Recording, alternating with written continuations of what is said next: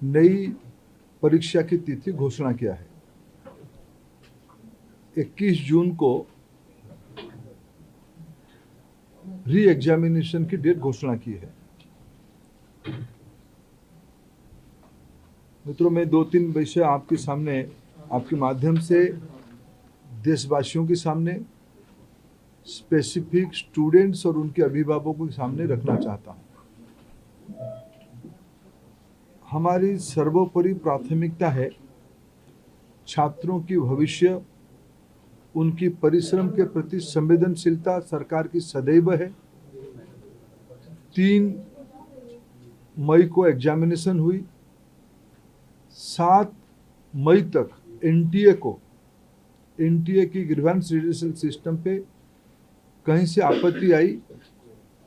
Guest paper में ऐसे कुछ प्रश्न आए हैं जो इस बार की क्वेश्चन सेट्स में था।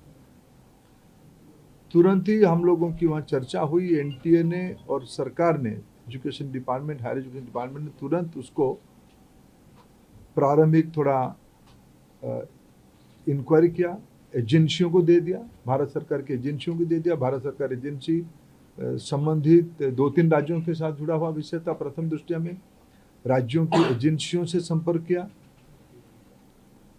और 12 तारीख तक, यानी 8 को सुबह प्रक्रिया एक प्रकार से 7 रात को शुरू हुई, 8 को ही शुरू हुई। 8, 9, 10, 11 3-4 दिन में जब हमको स्पष्टता हुई, हम कंफर्म हुए हैं कि इस बार गेस्ट पेपर की आड़ पे क्वेश्चंस बाहर गया है। हम 12 तारीख को छात्रों के हितों में, हम नहीं चाहते थे कोई गलत कैंडिडेट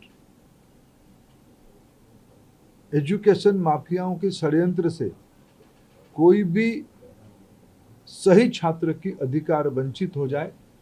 इसीलिए हम बड़ी जिम्मेवारी के साथ, हमने कहा था हम जीरो टॉलरेंस की अप्रोच में चलते हैं। हमने पिछले बार जो विसंगति आई उसमें जो हमने राधाकृष्णन कमेटी गठन हुई थी, पिछले 25 और 26 दोनों साल हमने राधाकृष्णन कमेटी को शब्दशः इम्प्लीमेंट किया। उसके बावजूद भी ये दुर्घटना हुई। इसलिए हमने पहला हमारे निर्णय हुआ कि हम परीक्षा को इस बार रद्द करते हैं। हमने 12 तारीख को परीक्षा को रद्द किया। स्वाभाविक देश में और विशेष करके स्टूडेंट्स में उसको लेके 2 प्रकार के मत आए। हम दोनों प्रकार के मतों को स्वीकार करते हैं। हम अपना दायित्व उसको मानते हैं, उसको कैसे समाधान की रास्ता निकाले।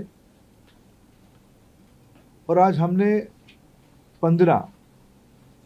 आज नई तिथि के साथ आ रहे हैं। लगभग आज से 1 महीने से थोड़ा 1-2 दिन के बाद नई परीक्षा होगी।